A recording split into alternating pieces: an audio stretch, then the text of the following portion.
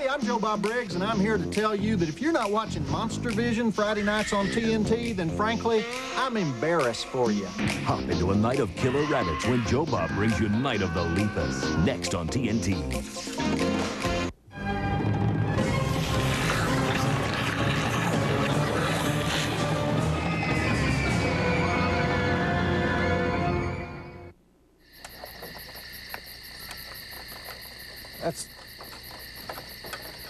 Well, dang. Oh, Joe Bob Briggs here. It's what happens when you try to watch those dang Japanese basketball games. Anyway, I'm feeling pretty good tonight. We sent the New Jersey Nets to Japan. Now that is a gall-darn trade war. Let them deal with it for a while, right? Anyhow, I'm happy for another reason tonight. Our license finally came through this week, and we dedicated the Cloris Sturdivant Daycare Center. Now, you guys might not recognize the name Cloris Sturdivant. It's actually my friend Ugly on a Stick. That's what we've always called her because she's 6'4" and weighs 55 pounds and has a face that was once spray painted with graffiti to make it look better. But we love her. Anyhow, we could have called it the Ugly on a Stick Daycare Center, but Wanda Bodine thought it'd be bad for business. So the motto of the Cloris Sturdivant Daycare Center is guilt-free toddler dumping.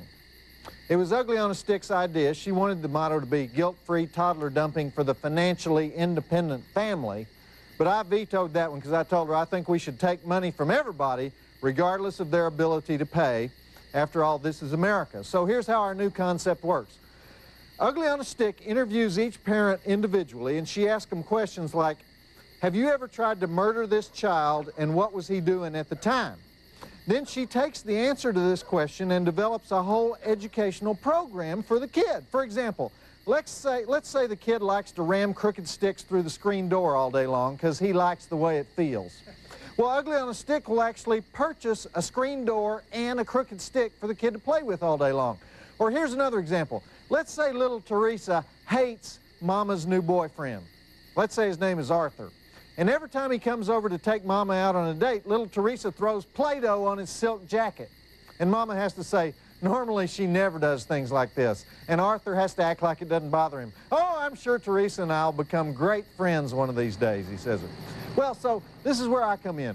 3 times a week, Cloris pays me to come down to the daycare center and dress up like various lame boyfriends of various desperate mothers. And then Teresa is encouraged to throw all the Play-Doh on me that she wants, and I throw it back at her, and then we both jump into a mud pile and sling dirt all over a leather couch. And then we have a heart-to-heart conversation where I say encouraging things like, your mom is probably not rooting around on the floor with Arthur right now, and if she is, she's probably not enjoying it.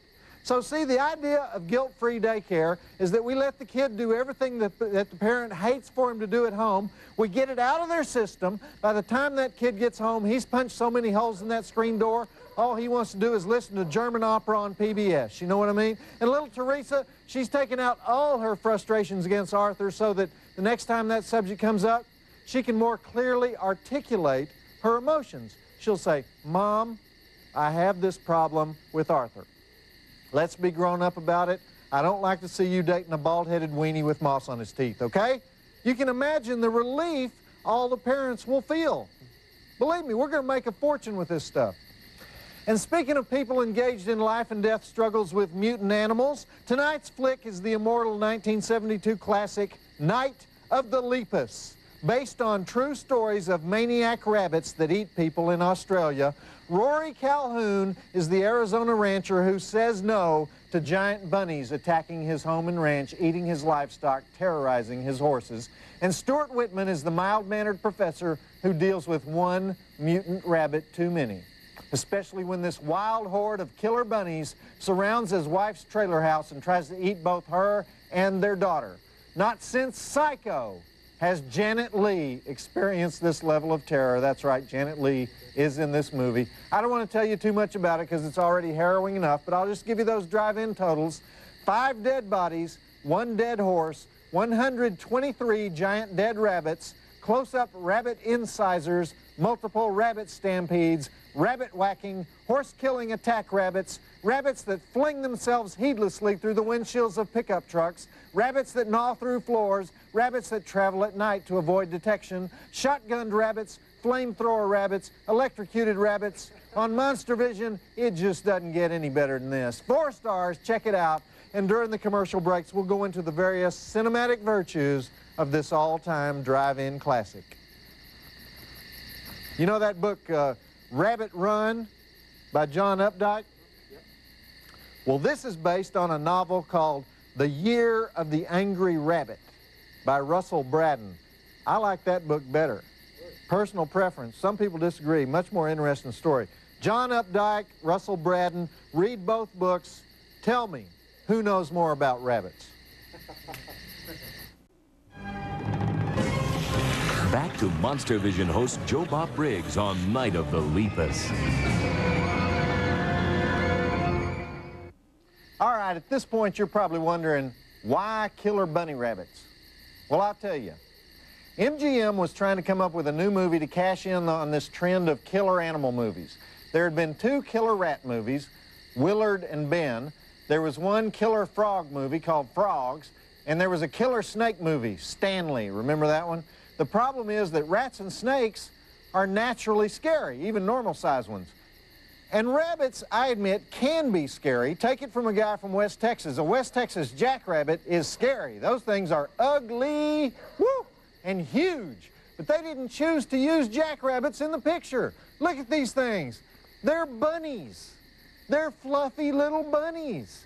In fact, they're Norwegian bunny rabbits with fluffy little tails. Bugs Bunny is more scary than these rabbits. All right, back to the movie, which is apparently, by the way, trying to make some kind of polyester fashion statement. Whoa! I hadn't seen lapels and sideburns like that since my Uncle Cletus preached at a Baptist church in Meridian, Mississippi. Back to Monstervision host Joe Bob Briggs on Night of the Lepus.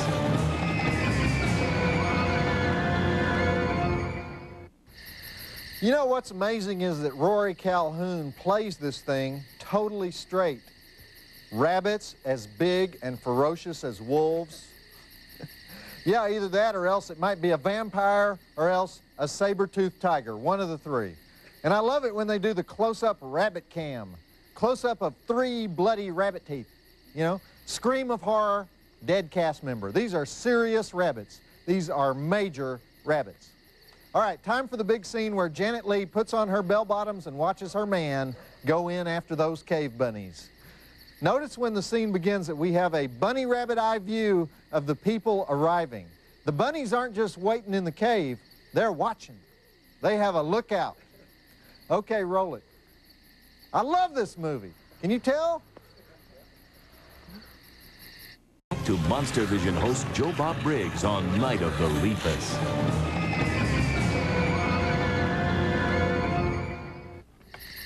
Horrible cries of bunny rabbit agony as the stunned ranchers stare at the rubble in the aftermath of the giant bunny stampede. But somehow, I don't think we've seen the last of these lepi. When this movie first came out, MGM promoted it by giving away bloody rabbit foot necklaces. They thought all the groovy college students would want one. But right now, the bunnies are restless, the bunnies are hungry, the bunnies are growing. Rory Calhoun tried to kill the bunnies, so this time, for the bunnies, it's personal. You know what's really sick? What do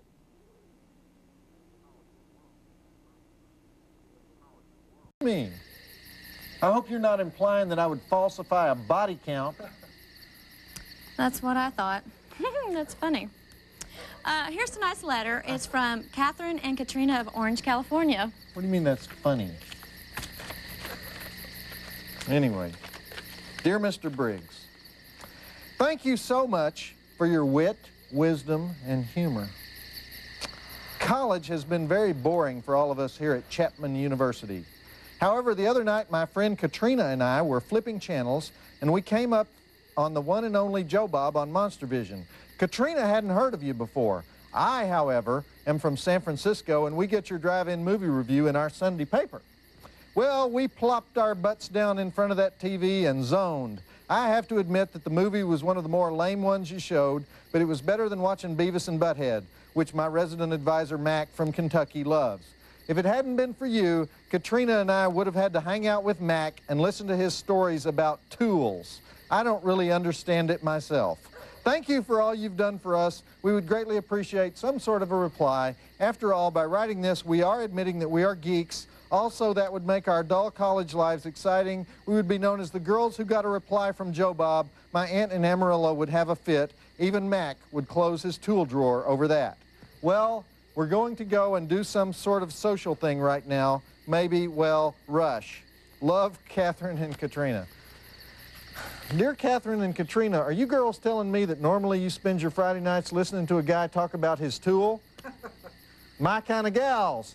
As to the geek factor, we're all geeks, every last one of us. My show is sort of one giant tribute to geekdom in all its varieties. I'm surprised I have to point this out to you college girls. In the immortal words of college students everywhere, I know where we can get a keg. You see there, honey?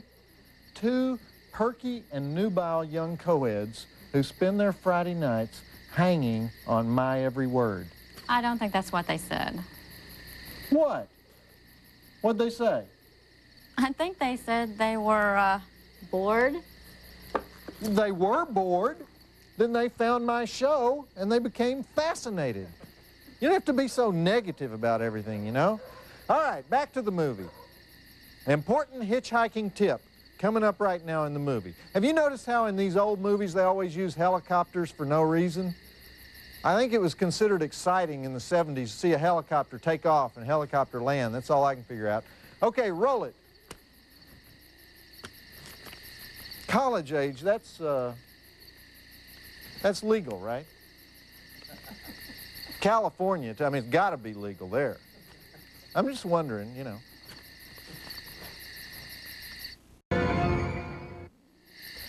Oh, how about those special effects? All those rabbits eating everything in the general store. How'd they do that? Amazing.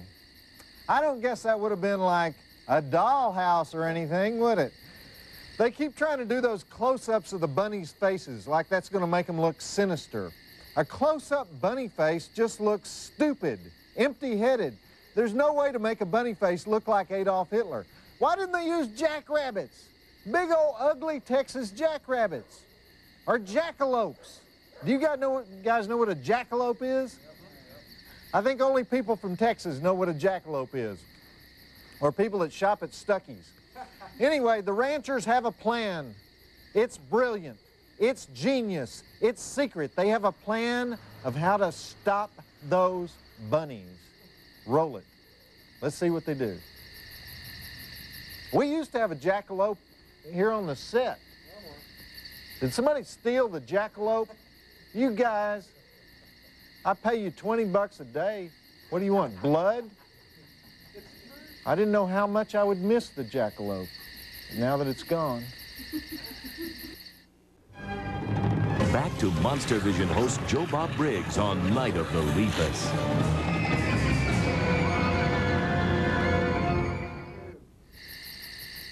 Attention, attention. There is a herd of killer rabbits headed this way. My favorite line in the movie when they do that. They do it totally straight. But when you really want to get rid of killer rabbits, who do you call? The people at the drive-in. That's what makes this a classic drive-in movie. It's the good, upstanding citizens of the drive-in who are going to eliminate those nasty fur bunnies. Watch the bloody fur fly and the stunning conclusion to Night of the Lepus. You might want to turn the volume down on this part right here. The thundering paws of the rabbits as they stampede across the desert is pretty overwhelming. Back to Monstervision host Joe Bob Briggs on Night of the Lepus.